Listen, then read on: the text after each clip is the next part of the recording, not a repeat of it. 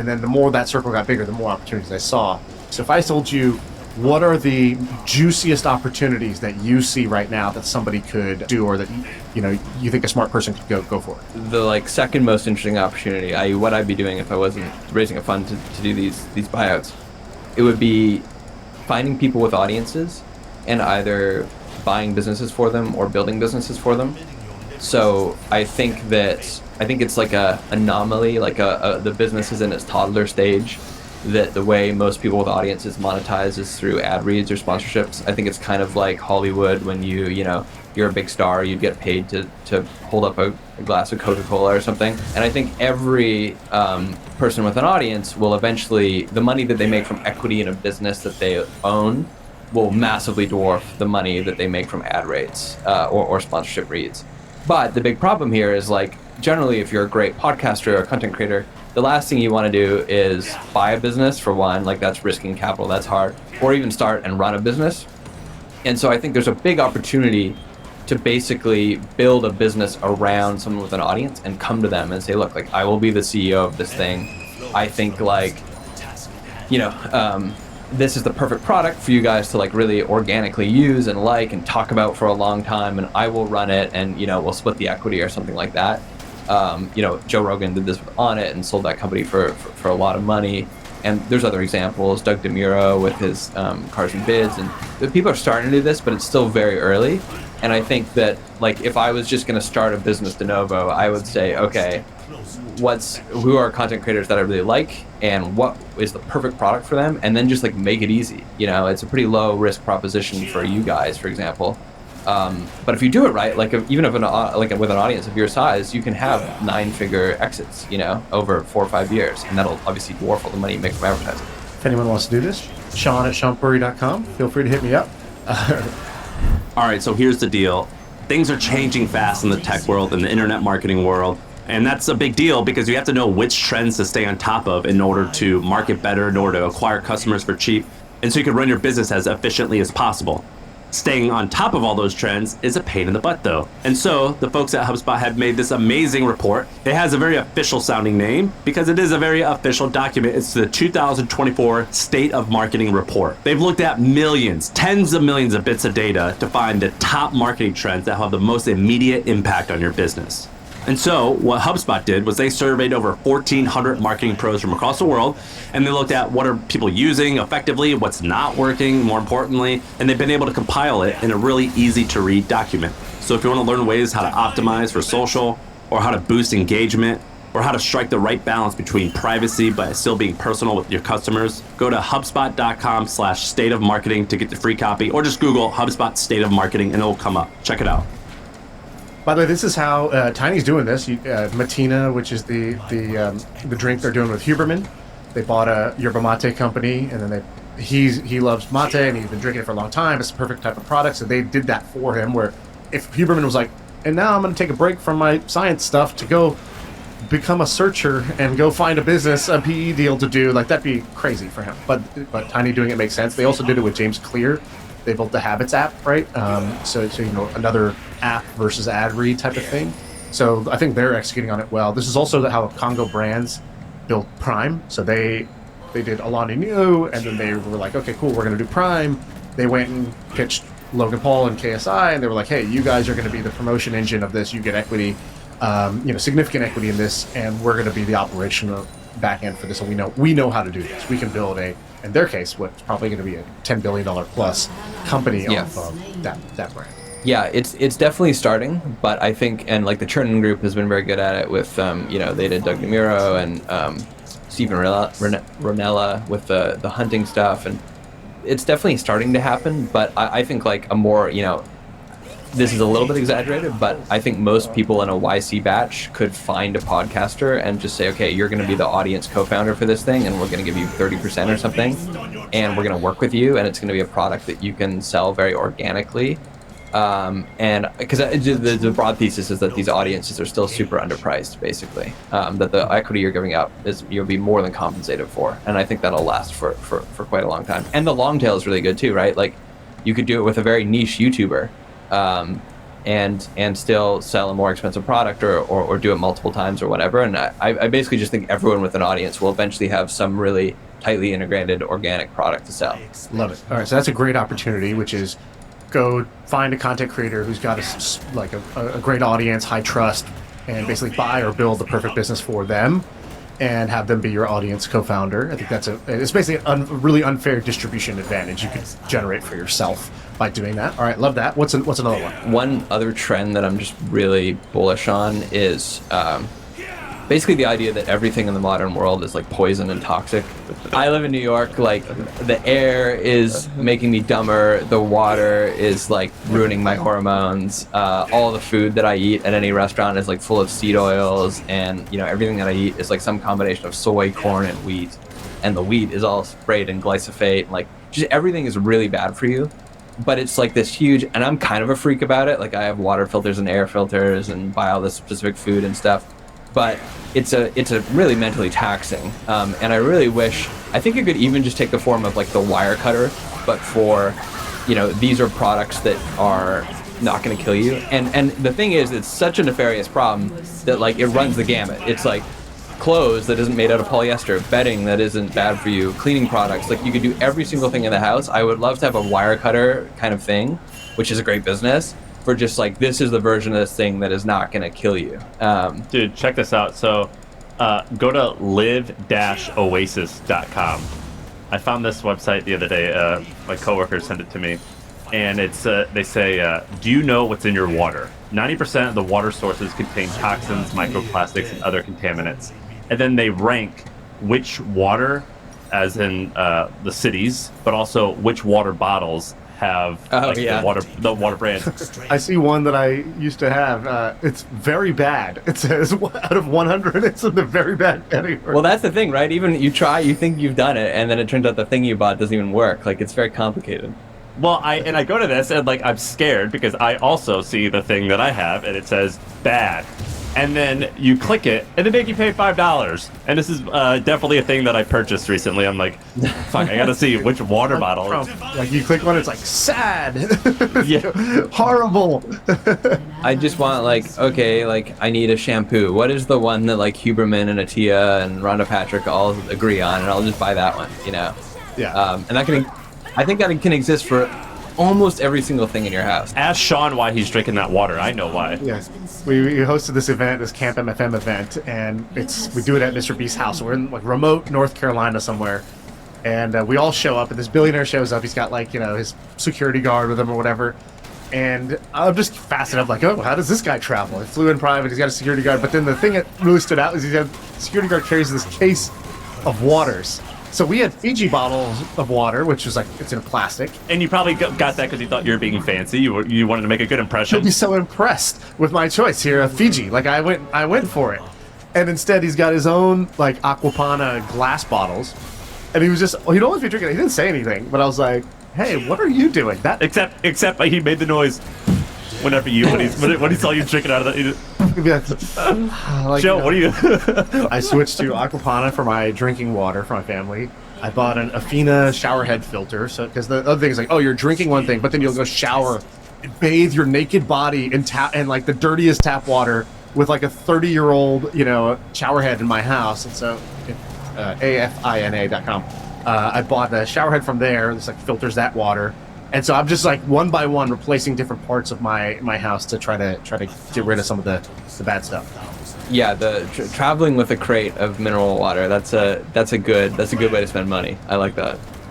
All right, so two good ones. I like the wire cutter for products that'll kill you, by the way. It's just wire cutter is kind of like value based. Yeah. And in this case it's health based. And I think that's just like such a simple model that somebody could do. It's probably like 10 years of awesome execution and real like love and care. Like only the right person should start this business. It's not like anybody can do it, but I do wish somebody did it. I mean, Examine did it really well for supplements. Like it certainly can be done. It's just, I would use it every day. Let's do a couple more trends and opportunities. You had talked, I asked you a question when we were hanging out yesterday, which was what's a business type that you really love? Maybe you guys didn't even make an acquisition in the space, but like, what are categories that you really loved? And you mentioned, I don't know, like a regulation, compliance type of category. Can you explain that one? Yeah, for sure. So, like, anytime a government anywhere introduces some kind of arcane rule, you have to follow. Like, if you don't follow it, you go to jail. So it's like the ultimate kind of motivation to buy, right? And sometimes it can be really difficult. So we looked at a bunch of examples. One was there's this great company, a software company in Italy that just did banking regulation make sure all the banks are compliant with all these things. And that's like an amazing business because, first of all, you're going long Italian regulation, which is probably a great trade in and of itself.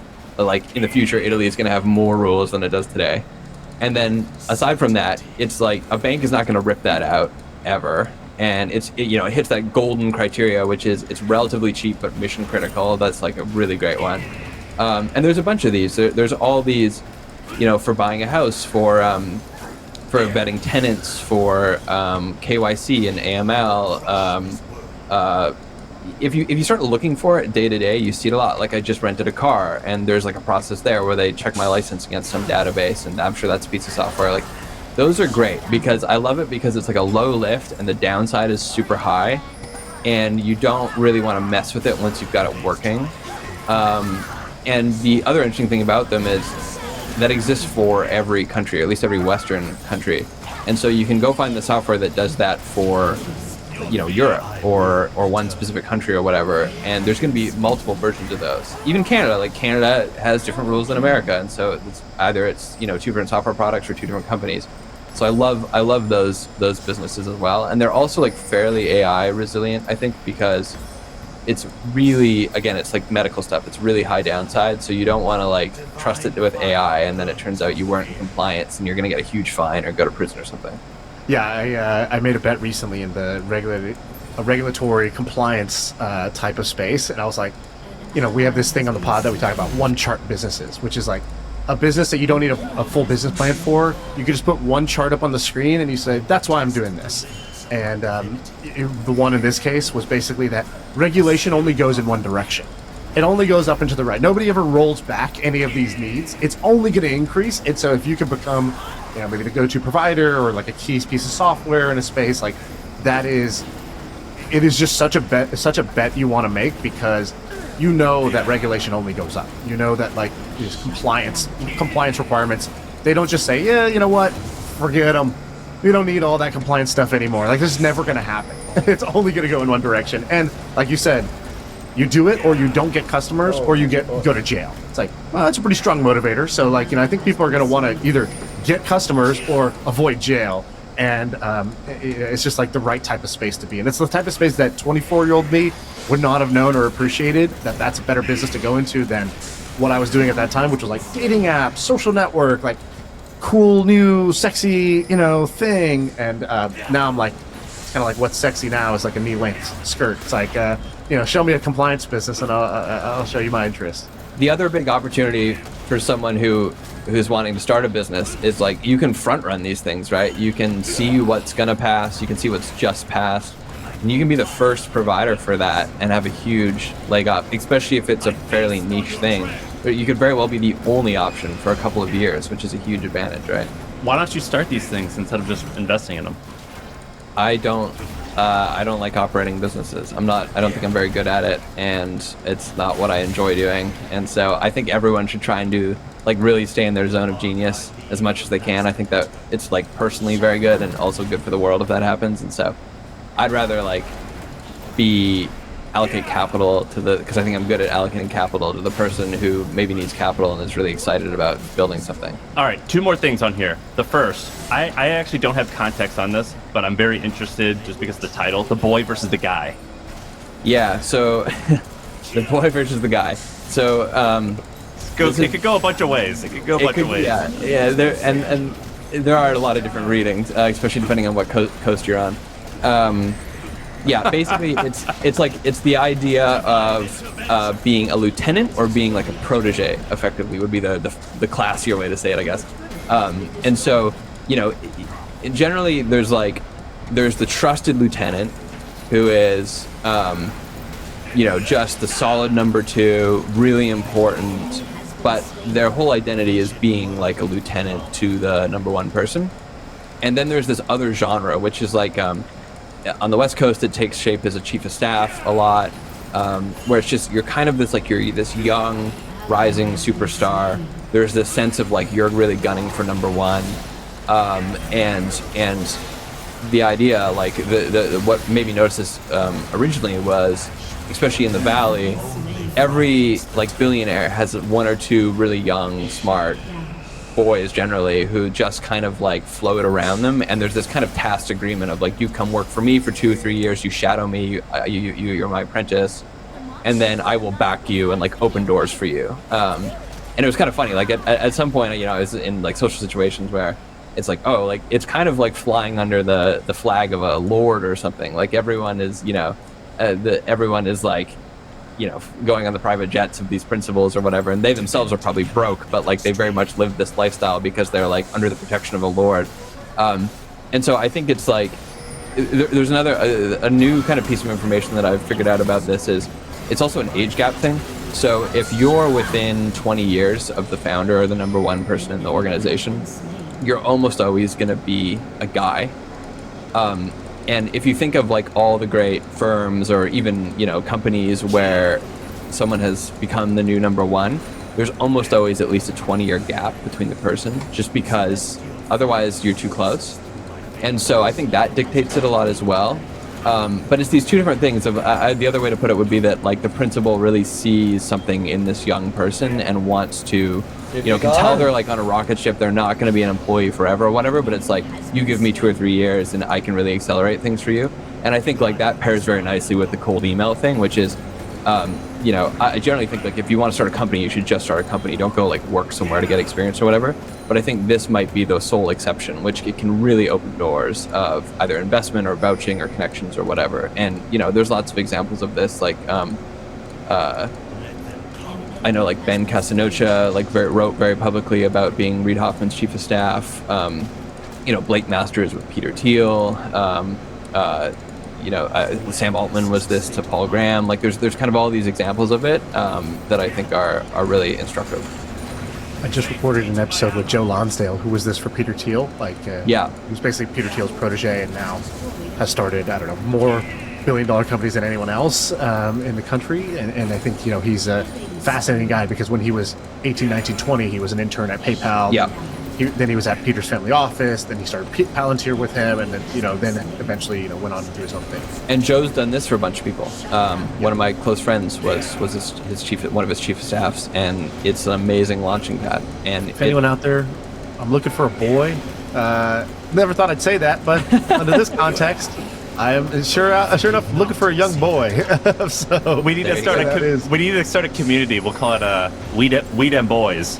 I don't know if you know this, but I've had 4 people who are kind of in this bucket. I hired them when they're, let's say, between the ages of 16 to 20, and that have gone on to either become, you know, they've gone on to become millionaires, and in some cases millionaires and, like, successful content creator, podcaster type of folks as well. And it's happened 4 times already. So I'm looking for my 5th. Yeah, I think apprenticing is really underrated. You know, you think about it in the context of being like a blacksmith or a carpenter or something, but I think for a lot of these things, it's the single best way to learn. Hey, I've got a question.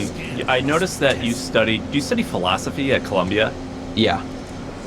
So I remember as a kid, I saw this crazy stat that I think it was the majority of people who scored really high on, not the bar, but the test to get into law school. They actually, most of them, the LSAT, most of them were, they studied philosophy. That was their undergraduate degree. And then I saw you studied philosophy, and that's kind of an interesting way to go because now you're raising this massive 100 million plus fund. What did you learn in philosophy that you think is going to help you make a good business person? Yeah, I don't know. It's a big club, you know. Leave it to a philosophy major to know every philosophy major, but there's tons of names. You know, Reid Hoffman, Peter Thiel, Peter Fenton, Stuart Butterfield. It's like this weirdly overrepresented thing. My favorite stat about philosophy majors is that it's something like in the top 10% of earners, they're the highest earning of all people. So if you take the top 10% of every major, they're the highest earning. In general, they're not the highest earning, but like there's that kind of like group at the far end. I don't know exactly what it is. I mean, I can speak to my own experience. I think it's just like, if you're gonna spend 4 years thinking about a set of questions, thinking about the most fundamental questions is just really appealing. That's certainly what it was to me. I don't think I really learned anything that's super. It's funny, like, you know, I'm Canadian. I had to get a visa to be in America, and a big thing with visas is like, is what you studied relevant to what you're working on? And, you know, the answer for philosophy, as far as the U.S. government is concerned, is no, it's not relevant to anything. But I'm always like, well, no, it's relevant to everything. It's like, how should I live? What should I hope for? What can I know? These are relevant to every field. And I think maybe the other way, maybe the other cut at it is it's just like being interested in the most fundamental and the most abstract versus like learning, something more applied. And something about that just kind of draws these very kind of curious, I guess like intellectual, and I don't really mean that in a complimentary way, just like people who like to think a lot. But there's also a big difference between people who study philosophy in undergrad and then move on, and people who study philosophy for their whole lives. Like, those people are really people who just like, they think like, you know what, I actually want to think about like, what is a good way to live for the rest of my life? And I think that's a little crazy, right? Like, at some point you want to go, okay, I've like explored this, now it's time to go move on. I wanted to ask you about holdcos, which seem to be the new trend, or people buying businesses. I think a lot of them take inspiration from Tiny and what you guys did. What's your take on, the holdco trend, or influencers out there who are like, I own 500 businesses? What's your take on all that? Bragging about how many businesses you own is really weird and probably like a contra signal to how good you are. And by the way, like, anyone who owns a lot of businesses will and should tell you that. Like, I know Andrew would certainly, if he could have Tiny one business, that would be much better. And so it's always a weird thing to say, like, oh, I've acquired 100 businesses or whatever. I guess unless you're like Constellation or Shore Capital or something, where the whole point of it is that you like buy 1 million businesses. Because it's always better if you could have the results from one company. That would be way better than having to own a bunch of them. And that leads to the point about holding companies, which is the thing that people don't understand about holding companies. There's two real reasons why you would start a holding company versus a fund or some other structure. One is because you want to hold everything forever. And I think that's a fairly faulty premise. So usually when people think, people look at, generally they're looking at two places when they think about the merits of holding everything forever. They look at Buffett, or they look at venture capitalists. You don't want to be the person who sold Google at the IPO or whatever, and Buffett famously owns everything. Although that's like not actually true. Buffett sells stuff all the time. To your point, Sam, about him being a little bit different than his public persona. But like, okay, so both of those groups, Buffett is talking about railroads and insurance companies and energy companies.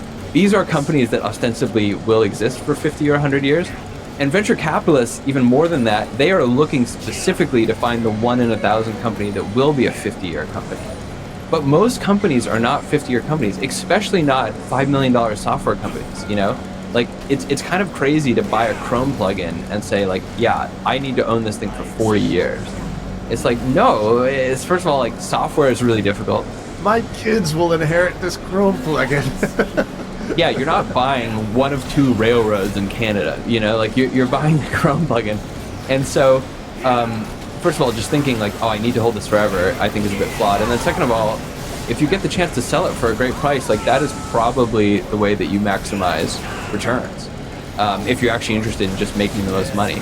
And so that's one thing with holding companies.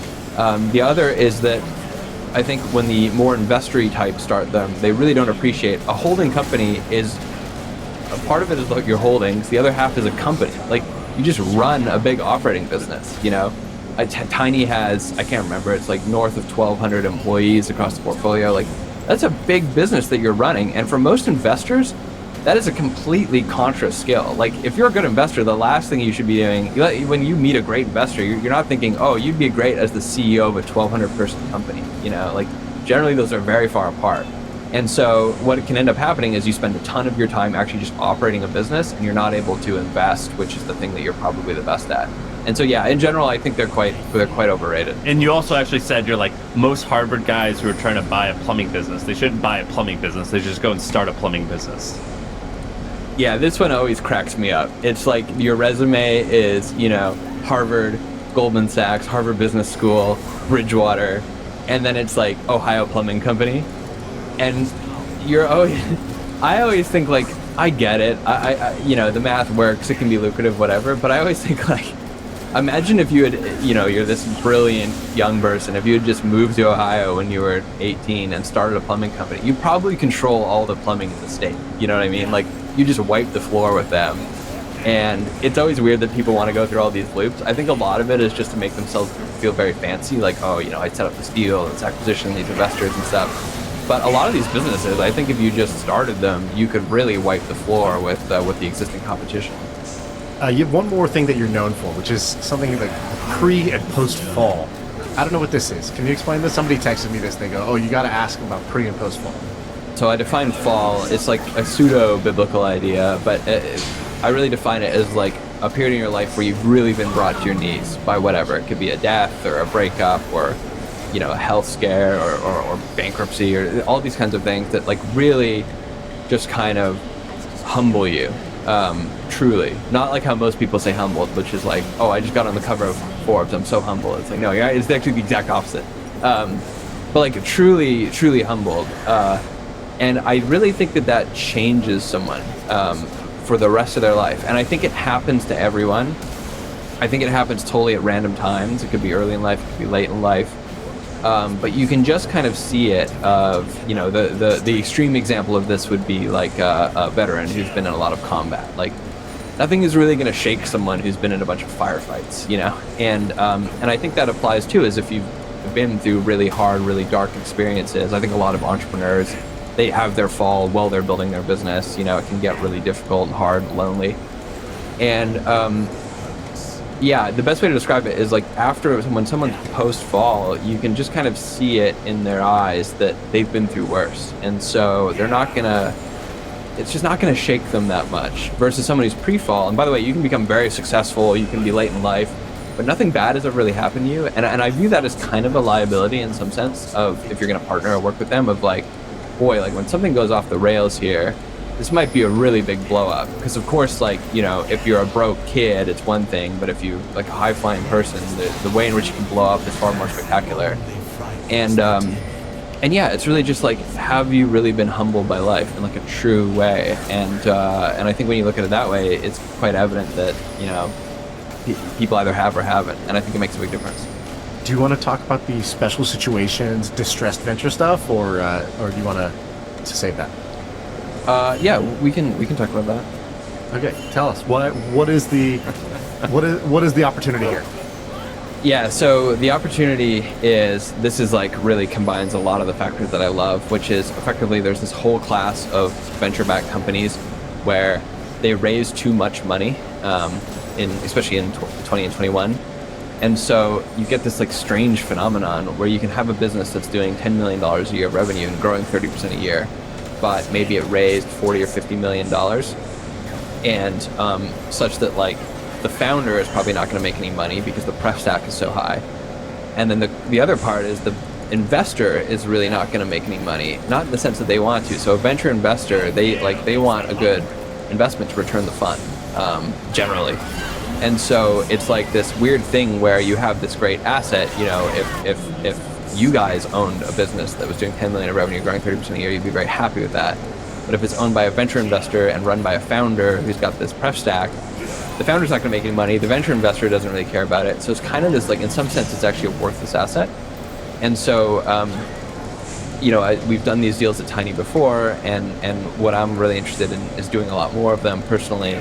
And so I've been talking to a lot of founders and talking to a lot of GPs about this, and there's just this huge opportunity. And the opportunity is really to take a business that's, because of its cap table, it's just broken, it's not working for anyone, and turn it into a business that works. So like, say the founder owns 10% and, the pref stack is 50 million, turn it into a business where they own 30% and they can run it profitably and it can be like a great business. The question that I always ask founders is, what would you do if you just bootstrap this thing or if you owned the whole thing? And generally that's a different answer than if they were in their current situation. And it's a service for the venture investors as well, because they have to be responsible for these things. They got to go on the board, they got to audit them, they got to think about them. A lot of these companies take a whole lot of their time, and they're not the ones that are going to drive returns. And so it's just this weird kind of vestige of the fact that venture returns have been so high that there's all this waste. Like there's these 10, 20, $30 million a year companies that are not really making money for anyone. And it's this weird situation, right? Because there's nothing wrong with the business, but you can get them for cheaper than you would otherwise because there's this like weird second and third order incentive set. Normally, a distressed business, the business is broken. Yeah, exactly. Here, it's that the cap table is broken. That the goals of the investors don't line up with the realities of the business. Is that right? Exactly. Is that what you're going to do? Yeah, that's. I love special situations. I like all different types. You know, I think when Tiny started, bootstrap businesses were kind of a special situation, and now it's way more popular. And I view this A as special kind of the next- situation is a really nice way to. I love a good special situation. I mean, that's such a better way. That's totally. Special situations Totally sounds a an lot nicer investor than speak, I guess. distressed asset. Yeah, for sure. But it's like this idea of, oh, there's all these people that want different things, and if you can just like arrange the bricks, so to speak, and that everyone gets what they want, you can like unlock this puzzle. And like with what I'm doing, everyone is better off. The VCs are happy, the founder is happy, like everyone's better off. And I love those. I love those situations when you can do them. And then it also, to go back to our like initial thing, it's a very specific thing, so you're going to come to me because you know that's what I do, and I'm going to get stuff that other people don't get because I'm doing this very specific thing. And I for my particular form of laziness, I love it when people just know what I offer and then they just come to me. It makes things so much easier than having to go to them and convince them to do something, you know? Which I love because I like people to love me, but it's also rare. You remind me of myself. I think that's why I love you. Yeah, you're great because I see part of me in you. But it's the opposite of what most people come on the podcast and say. Most people come on the podcast and say, you got to work super hard. Hard work is everything. And both me and you were like, we asked a different question, which is like, how can I be lazy and win the most? And we're like, yeah, I take pride in a certain form of laziness. I'm going to be super active in one area, but I absolutely reject a certain type of sweat. That's how I think about it. Do you think about it the same way? Yeah, totally. I another like archetype I have of this is like you can divide the world into the you know, the Arnold Schwarzenegger kind of type, and then maybe the Sam Altman type. And it's not to say that Sam Altman doesn't work hard and Arnold Schwarzenegger isn't smart. They are both examples of doing both, of course. But like, you know, Schwarzenegger, it's all literally like in the biography, it's about like laying more bricks, like lifting more days, more hours. It's just grinding. When he becomes an actor, it's like more auditions, more movies, more practice. Versus maybe someone who, like Altman, who like found this big opportunity and like was really early on it, was really clever about how he set it up and everything. And it's more about making these like moves. And probably like you, Sean, like I find there's a certain elegance in doing things with like the least amount of moves. And other people aren't like that. Like Sam, I bet you're probably more like people who work really hard, grind it out, like put in the hours. I know you love Shackleton. I think Shackleton's a lot like this, like just like outwork everyone else. You're acting like you don't like. You looked around like, oh, no, but you are like that. You're like hard equals good because hard means I'm hard, whereas I'm like easy equals good because it means that I'm clever, right? It's like you admire a different attribute. No, yeah, I mean, there's value, I think, in just sweating sometimes. Like, you know, I think that sometimes because a thing is hard, therefore it is good for you. I definitely believe that. But, I mean, I only work like 40 hours a week. I work a normal work week. Yeah, I mean, I fall a little bit in the middle. I do think that, like, just doing a hard thing for the sake of it being hard, there is, like, some type of, like, divine goodness within that. Yeah, and you got to do both. Like, there's, you know, for the lazy person, there's periods of really hard work and vice versa. But I think when people say they don't work hard and they still, like, achieve greatness, I think they're full of shit. Like, Sean, you say that you are lazy. Dude, he'll text me a paragraph, like a book, at like 10 p.m. Like, you're still doing shit. You're just laying on the couch while your wife is watching TV and you're on your phone. You know, you're not at a desk. I view laziness as not that you don't do anything, it's that you don't do things you don't want to do. I just do all the things I want to do at full force because because I like them, I want to do them. I just don't do a lot of things that I don't want to do. I'm very selective or cheap about how much effort I'm willing to put into things that I don't actually want to do. And I'm willing to be lazy on those, right? It's kind of like the definition of work versus play. work is, how do you define work? One way of defining work is it's the stuff that you don't want to do voluntarily. And play is the stuff that you do want to do voluntarily. And I just opt into a lot more play than I think most people do. And I have a lower tolerance for work that I don't want to do than I would say the average successful person. And the reason I like Jeremy coming on is because it's cool to see examples of a different play style. Because we've seen a bunch of the other play style because it sounds amazing. David Goggins, the work harder, grind more, show up early, leave late, like that. I get that. That's a cool play style. It's just not what everybody wants to do. So I like hearing other play styles. Yeah, I mean, Sam, you're definitely right. Like, I'm sure I do a bunch of stuff that I'm not even conscious that I'm working a lot harder than other people because it just feels innate. But I think, like, another way to look at it is there's certainly a type of person who, the way you soothe yourself, so, like, some people will just soothe themselves by putting in way more hours, like, working on that, like, diminishing marginal return piece of, like, oh, if we just put in a few more hours on this. And other people, I think it's like, I just got to figure out the exact right thing to do here. Like, what is the exact right move? And you spend all your time thinking about that. You guys want to do a 50-mile race with me in August? Dude, I've been training for this thing, and I had to run 10 miles on Sunday, and I haven't ran that far in forever, and I'm just, like, depleted. So you want to come work hard? Come join this race with me. Yeah, that's probably a good one. Everyone who loves, like, the super endurance stuff is probably a grinder at heart. Because it's just, like, about, if I do so much of this, it'll just be better than everyone else. It sucks. Dude, it sucks. When we were in Austin last week, we were hanging out with, do you know Isaiah Photo? Do you know who that is, Sam? No. No, I don't. He's a YouTuber who lives in Austin, and he's got probably like 10 million YouTube subscribers. And if you go look at, like, what are his popular videos or, like, what kind of was his break, he would do stuff like these challenge videos, these kind of like grind videos, counting to 100,000, like that. He's like, I will lick this jawbreaker as many times as it takes till the jawbreaker disappears. How many licks does it take? He'll hold a lighter on, and he'll be like, how long till this lighter just goes out? Like, how much lighter fluid is in this? How long does that last? It's like 100 million views or whatever. Right? People love this shit, and it's like, to his credit, he found what people wanted and he gives it to them. At the same time, I'm like, oh man, I'd shoot myself if I had to do that, because that's not a path that's very appealing to me. But that same personality of like, oh, what do you do for fun outside of YouTubing? And he was like, oh, I love running. Same thing. I'm like, oh God, what's the deal with you runners? He's like, oh yeah, I really want to run. I want to start a run club. I love running. And I'm like, if somebody told me, yo, you got to run today, they just said, Sean, you got a bad day today. And I'm not trying to be a runner, but there's so many successful people that love running, and that there's like a really high correlation there. On the other hand, I went and did a podcast with Monish O'Brien. Jeremy, I assume you know him. Yes, yeah. Andrew told me he was my first value investing man crush, and this episode is great. Monish. Is that the first time you've done that? When's the last time you did that at the front house? Years ago. When I met my wife. Yeah, it sounds like you've got practice. Yeah, exactly. And he was like, yeah, I take a nap every day. He's like, a good year is I make 1 or 2 investments, which is like literally clicking a button. Yeah. It's not even like he runs a company. He's like buying a public stock. And he's not even he's not day trading. He's not analyzing everything. He's like, 1 or 2 good investments in a year would be a fantastic year. And he reads and he chills. And I was like, man, both guys, I would say, are winning. They're winning at their craft. Like, to have 10 million YouTube subscribers is phenomenal. He's built a wonderful life for himself. And the other guy, is a phenomenal value investor. But the lifestyle and the things that they value are so different.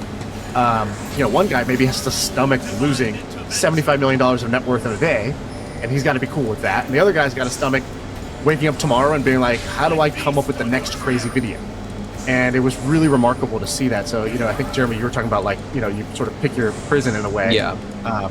I'm assuming you've sort of seen these different games that people play and decided which one's appealing to you. It's funny. Guys like Monish are like, I call them the nap room guys. Like, there's a whole set of value investors that have a room. He showed me. He's like, this is my nap room. He opened it up. I was like, this is amazing. Is that a thing? Nap room guys?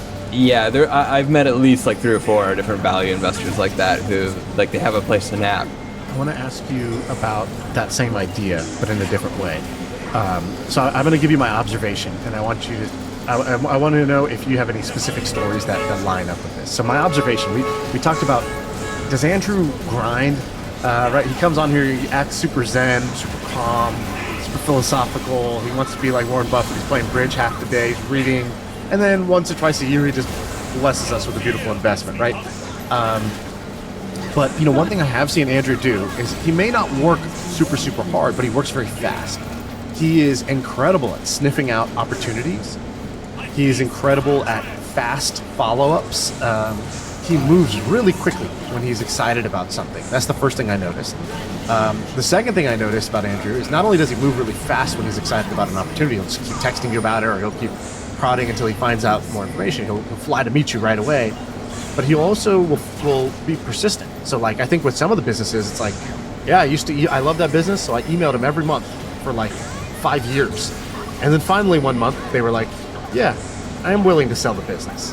And I think that was the case for maybe Letterboxd or Dribble, where he was just emailing the founder continuously. AeroPress, same thing. He was just emailing the guy like, hey,